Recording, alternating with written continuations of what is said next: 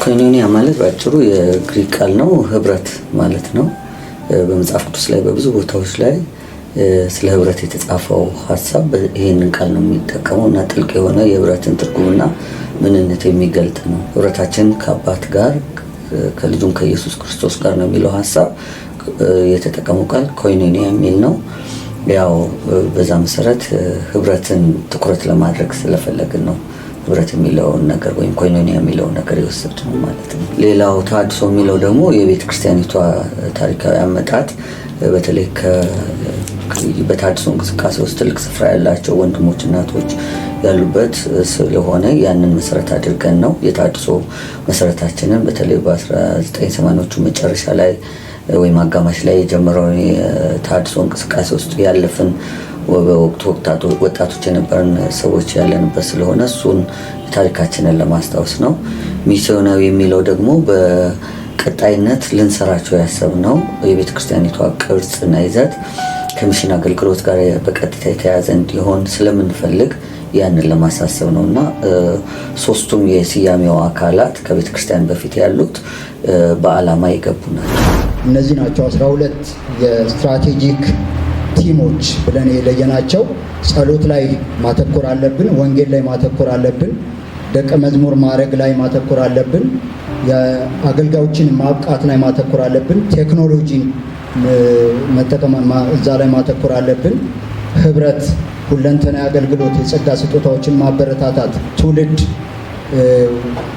ኔክስት ጄኔሬሽን ላይ መስራት አለብን።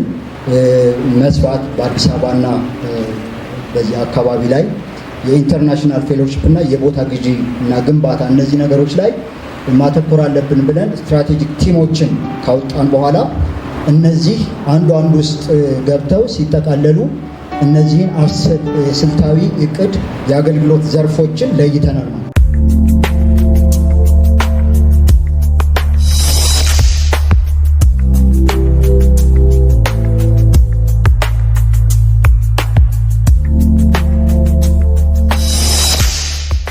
መጀመሪያ ሁለንተናዊ አገልግሎት ነው።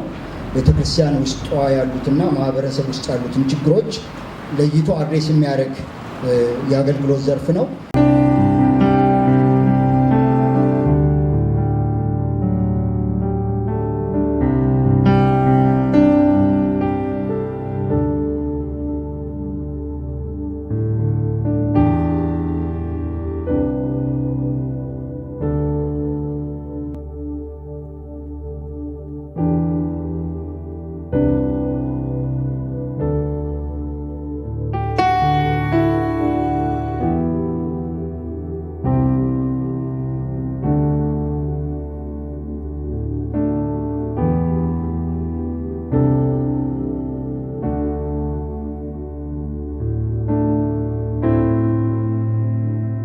የቴክኖሎጂ አገልግሎት ቴክኖሎጂን ለወንጌል አገልግሎትና ደቀ መዝሙር ለማድረግ አገልግሎት መጠቀም እንድንችል ነው። አስተዳደርና ፋይናንስ አገልግሎት፣ እንግዳ አቀባበል፣ ሰራተኛ አስተዳደር፣ ንብረት፣ እነዚህ የመሳሰሉትን መተሳሰብ፣ መረዳዳት የሚሉ ፕሮጀክቶችን የሚያስተዳድር ነው።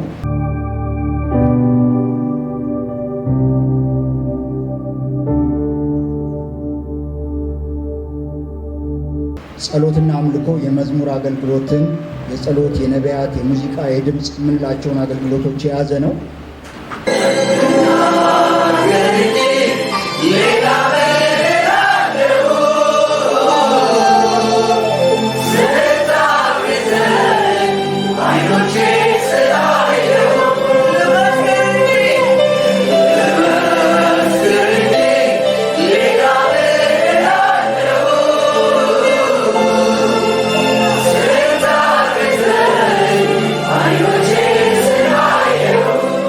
ዋናው ስራው ላዳኑ ሰዎች ወንጌልን የማድረስ ስራ ነው።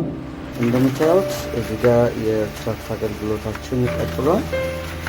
ወንጌላውያኑም በጣም በትጋት ወንጌልን እያገለገሉ ነው ያሉት። ትራክታችን በጣም ነው የተወደደው። ይቀበላል ሰው። የሚቀደድ የለም፣ የሚጣል የለም። ሰው በየሄደበት ያነባል፣ ይዞም ነው የሚሄደው። ዛሬንም ጨምሮ ወንጌል ወጥተን እየመሰከረን ነው። እችንም ትራክት እየሰጠን ነው በየከለሩ።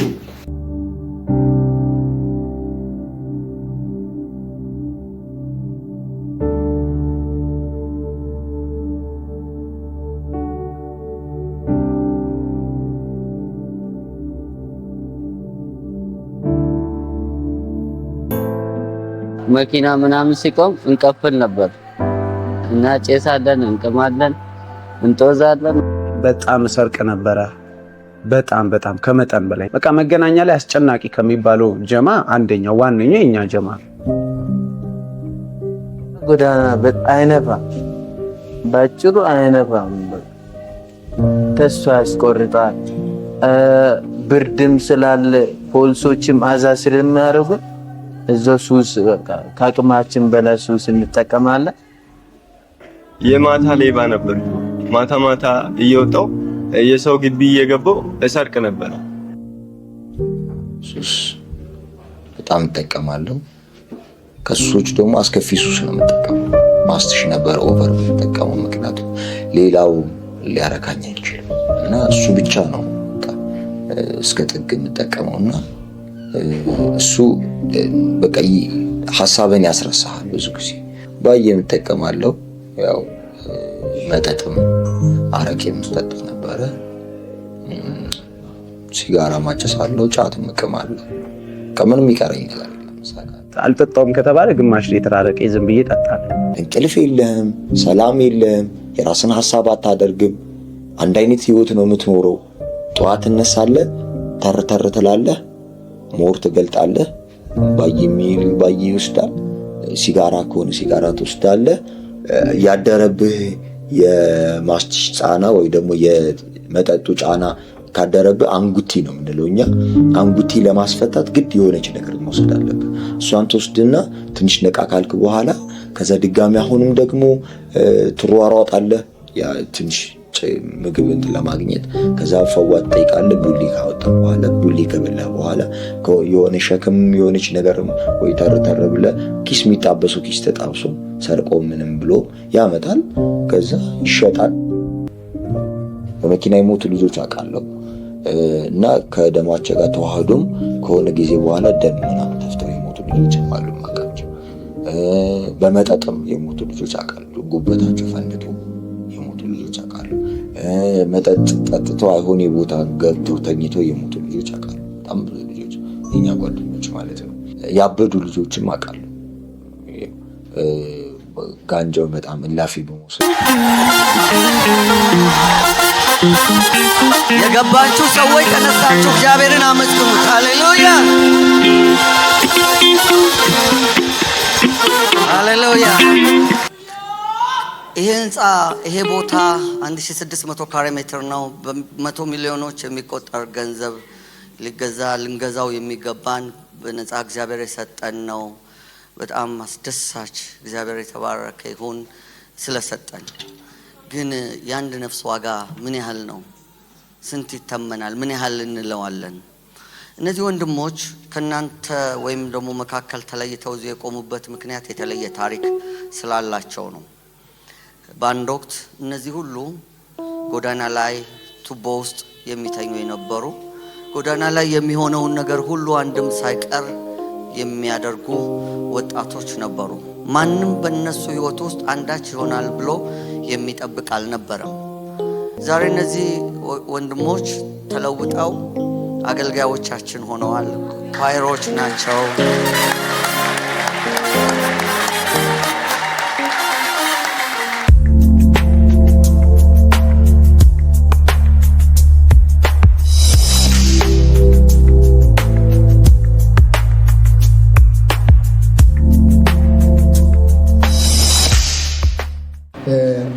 የተተኪ ትውልድ አገልግሎት በእረኝነት ክፍልም ውስጥ እናየው ነበር። አሁን ግን ተተኪ ትውልድ ላይ በትኩረት መስራት አለብን ብለን ለብቻ ለይተነዋል ማለት ነው። ፓስተር እንሾማለን። የምንሾመው ወጣት ፓስተር ነው። እዚህ ቤተክርስቲያን ተወልደው ካደጉ ወንድሞች መካከል አንዱ ነው። ማንም ኤጲስቆጶስነትን ቢመኝ መልካም ነገር ይመኛል በሚለው ቃል መሰረት ዳጊን ለዚህ ለከበረ አገልግሎት በፊታቸው አቆማለሁ።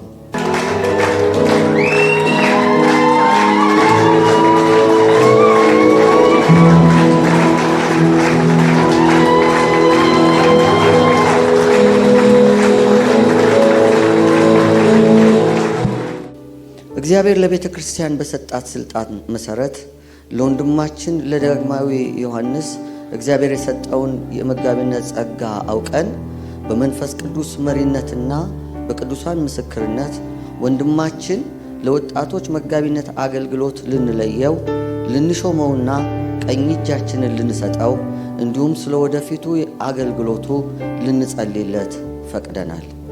እኔ ዳግማዊ ዮሐንስ እግዚአብሔር ለመጋቢነት አገልግሎት የሰጠኝን ጥሪ በመረዳት እንዲሁም ለቤተ ክርስቲያን ስልጣን በመታዘዝ ከእግዚአብሔር በተሰጠኝ ጸጋ ከዛሬ ግንቦት 20 2015 ዓ.ም ጀምሮ ራሴን ለእግዚአብሔርና ለቤተ ክርስቲያን ለማቅረብ ቃል ኪዳን እገባለሁ።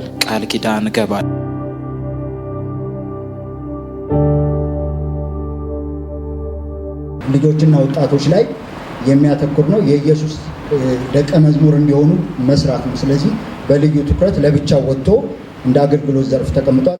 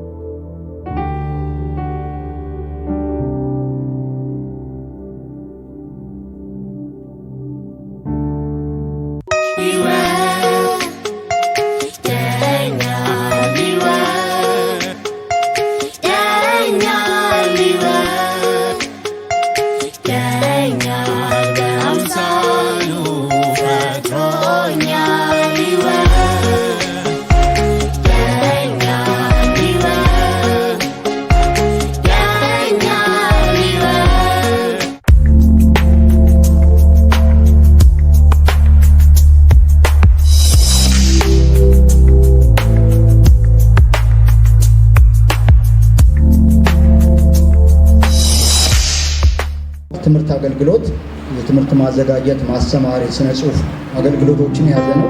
የእረኝነት አገልግሎት አራቱን መከታተል፣ መመገብ፣ ማሰማራት፣ መምከር የሚሉትን አገልግሎቶች የያዘ ነው።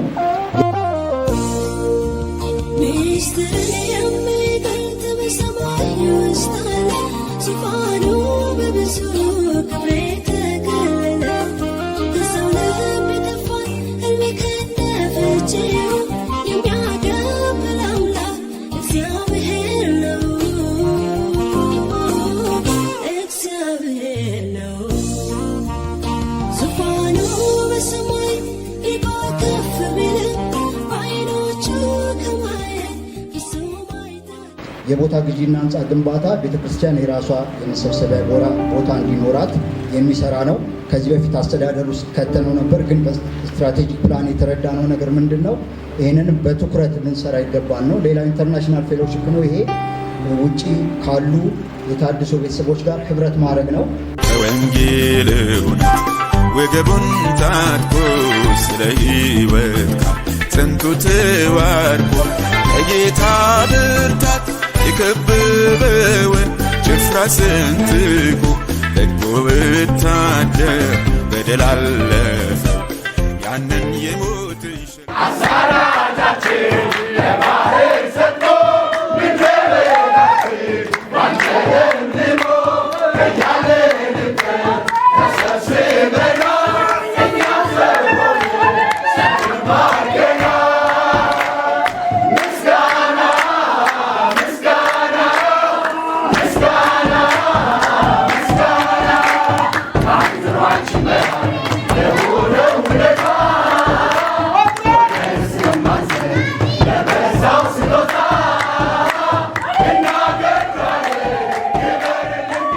አምነው መጥቶ ይምራን ያገልግለን ብለው ቀኝ እጃቸውን ሰጥተውኛል። እነሱንም ስለመራችሁን ስላገለገላችሁን እናንተ ስላገለገላችሁ ስለሆነ ዛሬ እኔ ቆምኩት ይሄ ጉባኤ ያለው እውቅና ልንሰጣችሁ እንፈልጋለን። ጌታ ይባርካችሁ። ወደዚህ መሪነት ከመጣው ጀምሮ በእግዚአብሔርም በሰውም ፊት ከማፍርባቸውና ከምሳቀቅባቸው ጉዳዮች መካከል አንዱ የሁለቱን ወንድሞቼን ጉዳይ በስርዓት እግዚአብሔር እንደሚፈልገው ሁላችሁንም እኩል በሚያስማማና ደስ በሚያሰኝ መንገድ አለመያዜ ነው። ብዙ ቀን መምጣቴ ልክ ነበር ወይ ብዬ አስቤ አውቃለሁ። ቃል ጠቅሰን ቃል አይደለም የሚለያየን አሰራር ነው። አሰራር ሁሉ ይሻራል እና በጌታ ፍቅርና ርህራሄ በቃ ለዚህ ሁሉ በእግዚአብሔርም በሰውም ፊት ያለ ሽንገላ ያለ ግብዝነት ኃላፊነቱን እኔ ወስዳለሁ። ይቅር በሉኝ።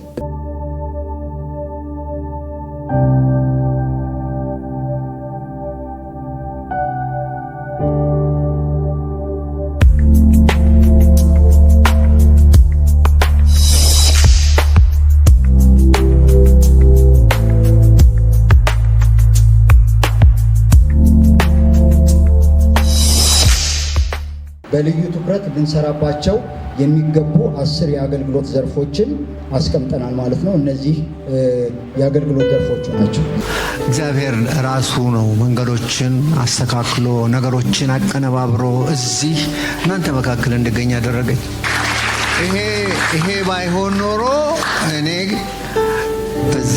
በዚህ እምነት የምቀጥል ሰው አልነበርኩም። ደስታችን ልክ የለውም። ምን ያልተደረገልን ነገር አለኝ አይደለ? የተወደድን የተመረጥን የንጉስ ካህናት በእውነት ሄዳንን አይደለ? ከጨለማ ወደ ብርሃን ይወጣል፣ ያውም ድቅድቅ ካለው ጨለማ። ሃሌሉያ! ያደረገልን ነገር አያልቅም፣ ግን ድንቅ ነገር መዳናችን አይደል? መዳናችን በሱ መመረጣችን በሱ መወደዳችን ነው።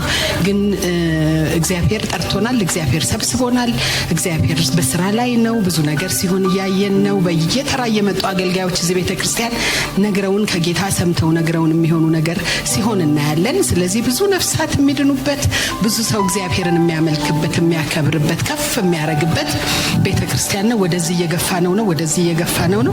ገና ወደ ላይም ወደ ታችም ምናምንም እንገፋዋለን፣ ገና እንበዛለን። እግዚአብሔር ያክብራችሁ።